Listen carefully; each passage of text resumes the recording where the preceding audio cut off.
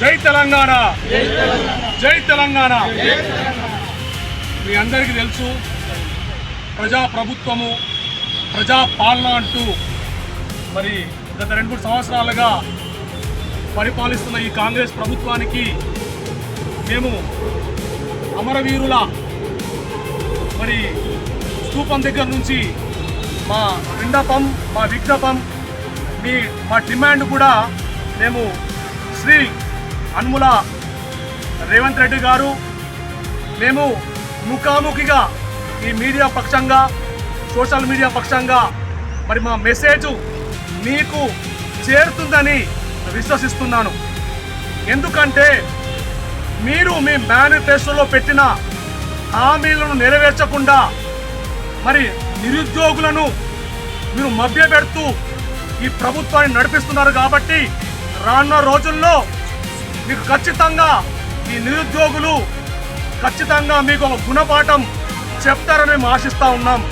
మీరు మేనిఫెస్టోలో పెట్టినట్లుగా 50,000 కనీస వేతనము, డిగ్రీ గెస్ట్ లెక్చర్స్కి మీరు ఇస్తారని మీరు హామీ ఇచ్చారా లేదా? హామీ ఇచ్చారా? ఇచ్చినప్పుడు నెరవేర్చిన బాధ్యత మీకుందా లేదా? మరి మీరు ఒక బాధ్యత గల ముఖ్యమంత్రి హోదాలో ఉన్నప్పుడు మీకు అకౌంటబిలిటీ లేకపోతే మీరు ఎందుకు ఆ పదవిలో ఉండడం? ఇంకొకటి, ప్రతి సంవత్సరం మీరు ఒక లెక్చరర్ని, ఒక గెస్ట్ లెక్చరర్ని మీరు ఒక కాలేజ్లో తీసుకోవాలనుకున్నప్పుడు మీరు కొన్ని మరి నియమాలు పెడతా ఉన్నారు. ఆ నియమాల్లో మీరు డెమో క్లాస్ తీసుకోవడము, ఇంటర్వ్యూ తీసుకోవడము, అందులో 1:4లో ఒక లెక్చరర్ని మీరు సెలెక్ట్ చేసి ఆ సంవత్సరం అంతా కూడా మరి మీరు ఉపయోగించుకుంటున్నారు. మిమ్మల్ని ఒకటే అడుగుతూ ఉంటున్నాను, మీ కుండ మీద చేసుకొని చెప్పండి, మీరు రెగ్యులర్ లెక్చర్కి ఇచ్చే మరి వేతనము ఈ గెస్ట్ లెక్చర్స్కి ఇస్తున్నారా? వాళ్ళకన్నా తక్కువ మీద మనం పనిచేస్తున్నారా? సమయం వాళ్ళెంత చేస్తున్నారు, మీరంతా చేస్తున్నారు కదా. మరి ఎందుకు ఈ అన్యాయం, ఎందుకు ఈ వివక్ష? ఖచ్చితంగా అడగవలసిన అవసరం వచ్చింది. కాబట్టి ఇంకొకటి, వాళ్ళకి ఇచ్చిన వేతనం వీళ్ళకి ఇవ్వట్లేదు. వాళ్ళు ఎన్ని అవర్స్ పని చేస్తున్నారో వీళ్ళు అన్ని అవర్స్ పని చేస్తూ ఉన్నారు. రెండవది, మరి ఇందుకు భద్రత ఉన్నదా? ఇప్పుడు వాళ్ళకి ఒక సంవత్సరం అంతా ప్రశాంతంగా పనిచేయాలంటే వాళ్ళ ఉద్యోగం ఉండాలి. ఎప్పుడు మా ఉద్యోగం పోతుందో, ఎప్పుడు మాకు ఉద్యోగం తీసేస్తారో అన్న భయాందోళన వీళ్ళు ఉన్నప్పుడు వీళ్ళు పిల్లలకి ఏం చెప్తారు?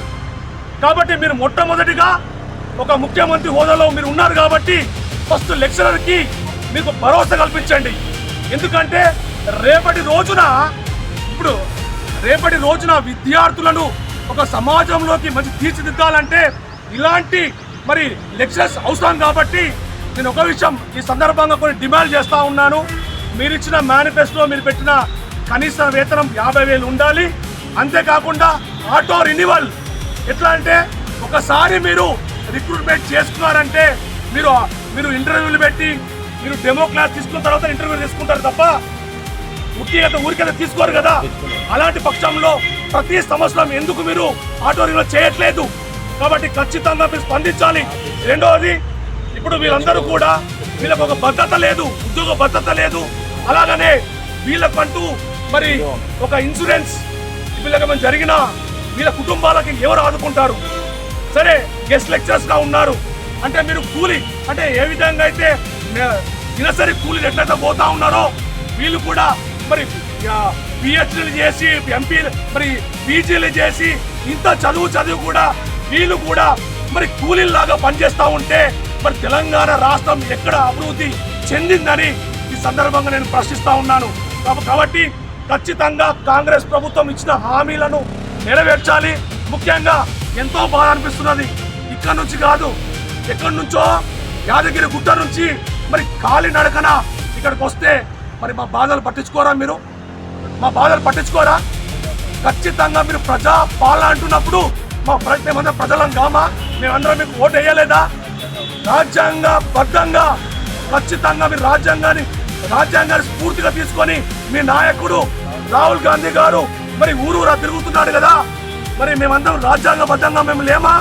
మీరు రాజ్యాంగబద్ధంగా మేనిఫెస్టోలో హామీలు ఇచ్చినప్పుడు హామీలు ఎందుకు నెరవేర్చరు? కాబట్టి ఈ సందర్భంగా కాక్రోచ్ పార్టీ మరి మనం ప్రతి ఒక్కరిని కూడా ప్రశ్నిస్తా ఉన్నది. ఎందుకంటే మీరు నిరుద్యోగులకు మీరు మోసం చేస్తా ఉన్నారు. అక్కడ కేంద్రంలో బీజేపీ ప్రభుత్వము, రాష్ట్రంలో ఈ కాంగ్రెస్ ప్రభుత్వము మరి నిరుద్యోగులను మోసం చేస్తున్నది. మరి చదువుకున్న మేధావులను మోసం చేస్తా ఉన్నది, మైనారిటీలను మోసం చేస్తా ఉన్నది. ఎక్కడ తెలంగాణ, ఎక్కడ ఉన్నది స్వాతంత్రము, ఎక్కడ ఉన్నది స్వేచ్ఛ? ఇది ఒక విషయం జ్ఞాపకం చేస్తా. పెరియార్ రామస్వామి గారు ఒక మాట అన్నారు. ఏమన్నారంటే భారతదేశానికి స్వాతంత్రం వచ్చిందా? భారతదేశానికి స్వాతంత్రం వచ్చిందా? రాలేదన్నాడు. ఎందుకన్నాడంటే అరే బాబు, తెల్ల దొరల నుండి నల్ల దొరలకు ఏంది ట్రాన్స్ఫర్ అయింది, ఏంది అధికార మార్పిడి అయింది. కాబట్టే మనకు స్వాతంత్రం రాలేదు. మనకు స్వాతంత్రం ఎప్పుడు వస్తుందంటే మనము ఎప్పుడైతే మనకు కావాల్సిందని మనం మాట్లాడగలుగుతామో, మన ఇష్యూలపై మనం ఫైట్ చేయగలుగుతామో అప్పుడే నిజమైన స్వాతంత్రం, స్వేచ్ఛ మనకు వచ్చినట్లు.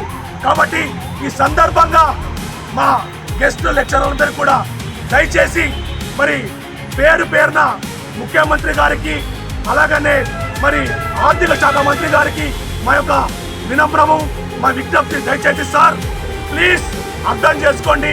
ఎందుకంటే కుటుంబాలు ఆధారపడి ఉన్నాయి, పిల్లలు ఆధారపడి ఉన్నారు, వాళ్ళ చదువులు ఆధారపడి ఉన్నాయి, మెడికల్ వారిపై ఆధారపడి ఉన్నది. కాబట్టి దయచేసి మా విన్నపాన్ని మీరు ఆలకించి మా గెస్ట్ లెక్చర్స్ కి మీరు న్యాయం చేస్తారని ఆశిస్తూ సెలవు తీసుకుంటూ జై భీమ్, జై తెలంగాణ.